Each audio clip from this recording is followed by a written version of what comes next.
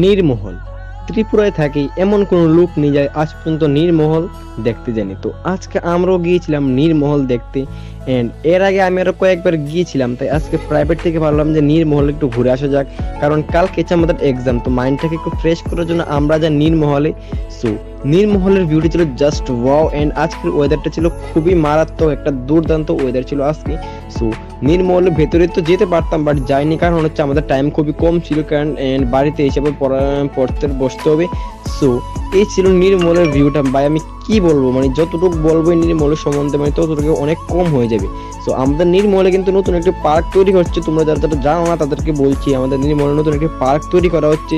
যারা দর্শনার্থীরা আসবে তাদের কেন্দ্র করে একটি সৌন্দর্যময় একটি পার্ক তৈরি করা হচ্ছে, যেটা আজকে আমি রিভিউ করতে পারিনি, কারণ হচ্ছে এটা এখনো কমপ্লিট হয়নি। যেদিন কমপ্লিট হবে অবশ্যই তোমাদেরকে এর ফুল রিভিউ আমি দেবো। সো গাইজ এখন আছি আমরা নীরমহল। সো নীরমহলে আইছি, প্রাইভেট থেকে ডাইরেক্ট নীরমহল আইছি। তো ভাবলাম একটু ঘোরাঘুরি করে তাড়াতাড়ি প্রাইভেট তাড়াতাড়ি শেষ হয়ে গেছে আজকে। কালকে আবার এক্সাম আছে, তো এক্সামের কারণে মানে জাস্ট পড়াগুলো দাগা দিয়েছে। তো এখন আমি আছি নীরমহলে। তো ভিতরে ঢুকতাম না, কারণ ভিতরে সেরকম কিছু নাই দেখনের। জাস্ট এখানে আইসি একটু মানে দেখতাম ব্যাকগ্রাউন্ডে, জাস্ট তোমরা দেখো ব্যাকগ্রাউন্ড। তো এই ছিল আজকের ছোট্ট একটা ব্লগ ভিডিও। আশা করি ভিডিওটি অনেক অনেক ভালো লেগেছে। ভালো লাগলে চ্যানেলটা অবশ্যই সাবস্ক্রাইব করবা এবং ভিডিওটা লাইক করে দেবা, শেয়ার করে দেবা।